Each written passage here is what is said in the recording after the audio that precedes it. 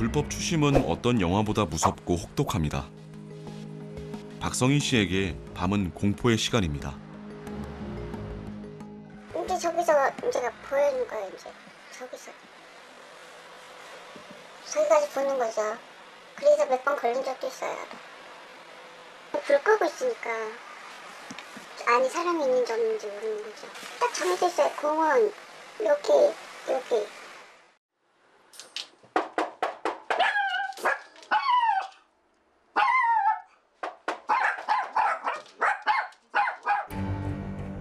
늘 누군가에게 일상을 감시당하는 고통은 상상을 초월합니다.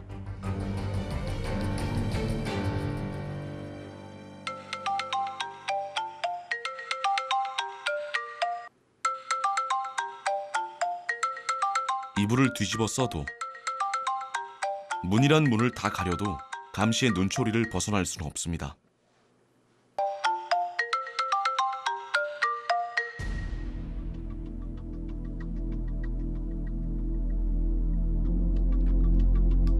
박성희 씨 가족에게 집은 더 이상 안전지대가 아닙니다.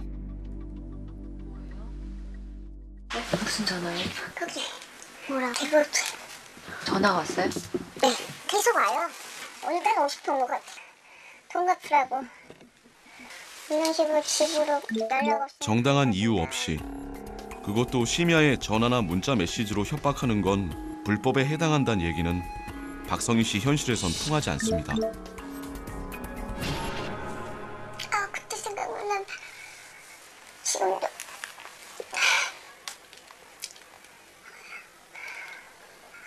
진짜 몰라서 그랬지. 어쨌든 방까지 들어오면요. 나 혼자 있을 땐 상관없어. 이제 애 있을 때 그런 우주 겁나요.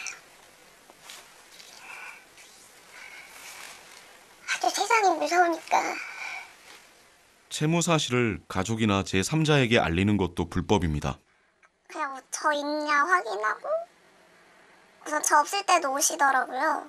오셔서 전화로도 직장 여기서 일하는 거 맞냐고, 오시면 연락 좀 달라고, 오시면은 따로 저 불러서 돈 왜 안 갚냐고. 직장에서도 추심하는 걸 알게 된 거예요? 네. 못 알 수가 없죠. 계속 연락 오고 찾아오고 그래서. 시작은 하영 씨였습니다. 넉넉지 못한 형편, 돈을 벌 수 있다는 제안에 대부업체에서 400만 원을 빌렸습니다. 저 신용카드가 있어서 막 현금 대출도 받고 그랬는데 그때 빚이 갑자기 너무 불어나니까 이거를 어떻게 더 높은 이자율을 할 곳도 없고 딱 20살한테 빌릴 수 있는 곳이 그런 곳밖에 없어요. 정상적인 곳이 아니죠. 두세 달만 연체해도 이자는 무섭게 불어났습니다.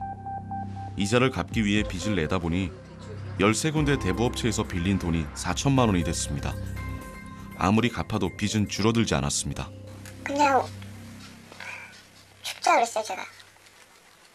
그냥 죽자.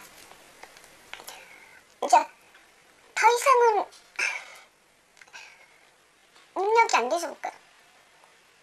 그러니까 예를 들어서 25일에 7만 원을 내야 된다. 그러면 그날 못 냈잖아요. 그러면 한 6일, 일주일 정도 지나면 그게 한 13만 원을 돼요. 그러면 이제 또 그 다음 주 25일에 갚아야 되잖아요. 그때도 똑같아요. 그래서 원금을 갚아 나갈 수 없는 거예요. 내가 보니까 그게 없는 사람들이 쓰는 거잖아요. 이자에 주는 거예요, 이자에.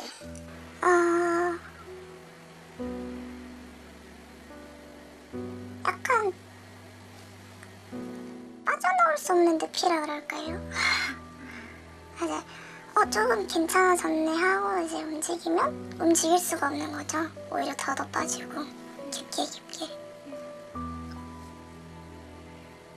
나중에는 그 늪에 빠져서 옴짝닥살 봤다고. 그야말로 숨 쉴 때마다 빚이 쌓였습니다. 상환 능력을 벗어난 지는 이미 오래. 그럴수록 독촉은 더 심해졌습니다. 집에 뭐 압류장이 막 쏟아지고 실제로 집에 가재도구에 막 압류 딱지가 붙고 하게 되면 이제 정신이 없는 거죠. 그야말로 숨을 쉴 수 없는 그런 상황이 된다는 겁니다. 파산 절차를 이용하게 되면 일단 채권자들의 집행이 금지가 되거든요.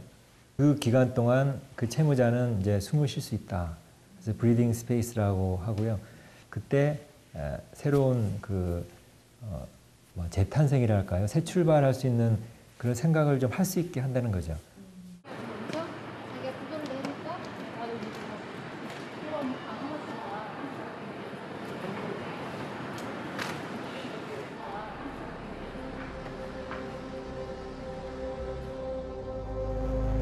서울 회생법원은 회생, 파산 사건의 전문성과 신속성을 높이기 위해 지난 2017년 3월 서울중앙지방법원 파산부를 확대 개편하면서 출범했습니다.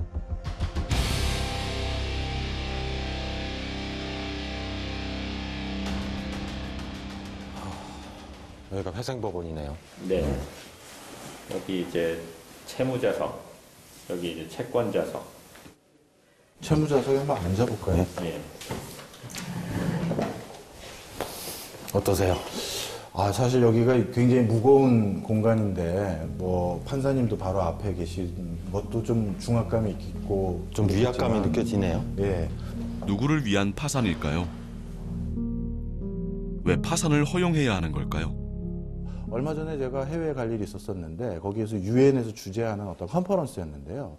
그 슬로건이 그거였어요. 아직도 지구상에는 수백만 명의 노예가 있습니다라는 거였습니다. 그래서 그 내용을 자세히 들여다봤더니 아직도 개도국이나 일부 후진국에서는 자신이 부채를 다 갚지를 못해가지고 신체를 결국 또 담보를 하는 경우도 아직도 비일비재하더라고요. 일정 기간 가서 일을 해줘야 돼요. 그렇죠. 예. 그래서 이런 사람들을 그 용어도 있던데요. 뭐 일회용 사람들이라고 부른다든가 뭐 그런 용어들도 있더라고요. 윌리엄 셰익스피어의 유명한 희곡이죠.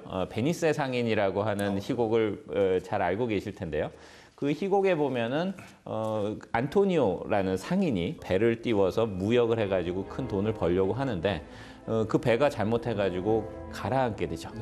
그 바람에 돈을 갚지 못하게 되고 원래 약속한 것처럼 샤일록에게 1파운드의 살을 이렇게 띄워줘야 되는 이제 이런 이야기가 나오고 있는데요. 재밌는 거는 사실은 셰익스피어의 희곡이 나오는 그 시절에 무역을 하다가 잘못된 사고가 나서 너무 큰 빚을 지는 것 때문에 무한대로 지는 문제를 해결해 주기 위해서 16세기에 근대적 의미에서 이 파산법, 다시 말해서 경제 활동을 하는 사람들의 부담을 줄여주고 그럼으로써 좀 더 적극적으로 경제 활동을 할 수 있는 그러한 제도를 도입을 하게 되는데요.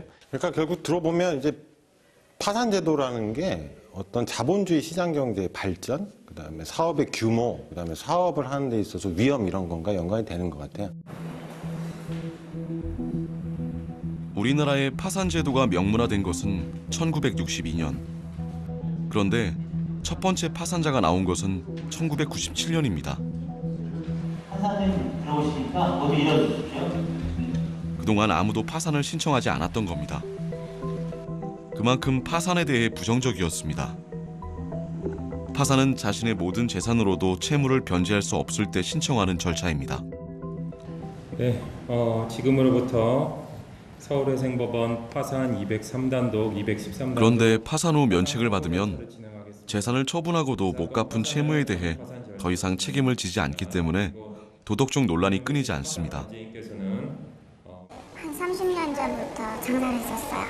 얼른 무너졌을 때 손을 떼면 괜찮은데 사람 욕심이 다시 돌리면 잘 될 것 같거든요. 조카한테 사기를 당했는데 인감을 또 잠깐만 달라고 그래서 그럼 빨리 쓰고 달라 그랬는데 그걸 안 갖고 와서 그걸 갖고 또 돌아다니며 다 써버린 거예요. 그러니까 금방 갚는다고 한 게 1년 가고 2년 가고 그때부터 이자가 늘어나는 거예요. 갚아도 돈이 안 되는 거예요. 점점 더 늘어나고 안 되는 거예요. 한 수십 년 고생했죠. 내가 지금 수급자인데 수급비가 50만 원밖에 안 나와. 그래서 매일 10만 원씩 이상 내야 돼. 매달. 그건 나 많이 냈다고 한 2년 이상 냈다고. 내다 보니까 너무 부담이고. 파산의 이유는 대부분 사업 실패나 실직, 사고나 질병으로 인한 의료비 때문입니다. 만약에 이제 도덕적 해이가 있었다고 한다면 빚이 있었을 적에 바로 개인 파산을 신청해서 탕감받으려고 할 텐데 많은 사람들이 그러지 않고 스스로 이제 빚을 갚으려고 이렇게 많이 노력하거든요. 그러다가 도저히 어떻게 할 수 없어서 결국 개인 파산 신청하거나 개인 회생을 신청하는데 그러한 그 사람들의 이 스토리를 봤을 때 도덕적 해이가 언제 있었는지는 사실 법률가가 얘기하기가 참 어려운 것 같아요. 파산 신청자들의 빚은 도저히 갚을 수 없는 빚들입니다. 심지어 파산을 망설이는 동안에도 계속 쌓여서 점점 더 감당할 수 없게 됩니다.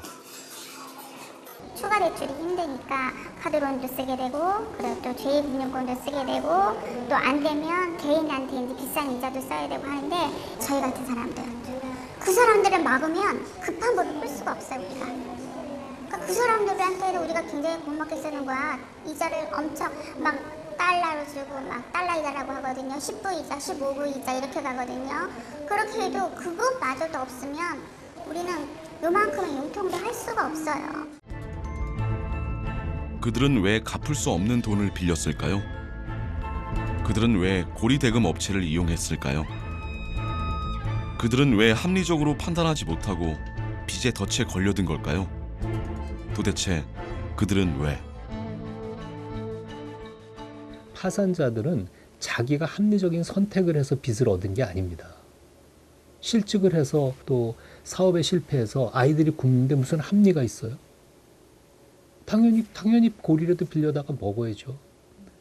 사람이 빚을 졌다고 안 먹고 학교 안 보낼 수 없어요. 그런 사회를 바라시나요? 아니에요. 아무리 빚을 져도 아이 학교는 보내야 되고 자야 되고 먹어야 돼요. 그러면 비용이 드는데 그 비용을 사회가 못 해주면 개인이 고리를 얻는 겁니다. 합리적인 빚이란 존재하지 않습니다.